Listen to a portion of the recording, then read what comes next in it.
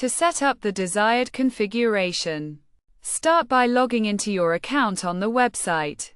From the top bar, select the Trade option, which will prompt a drop-down menu.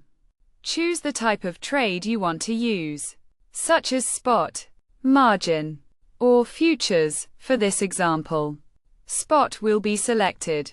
Next, choose your trading pair by clicking on the relevant section, which will display a list of available pairs to select from.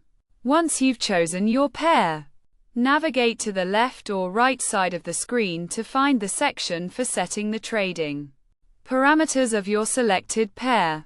In this section, click on the Stop Loss Limit option and enter the trigger price, the price at which the stop loss will be activated. Then, select the quantity, which can be adjusted using a percentage-based slider or manually entered.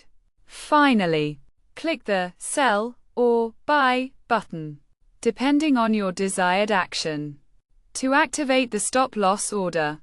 This feature can be used for both buying and selling, so select the appropriate option and confirm. Upon completion, the stop-loss will be ordered and activated.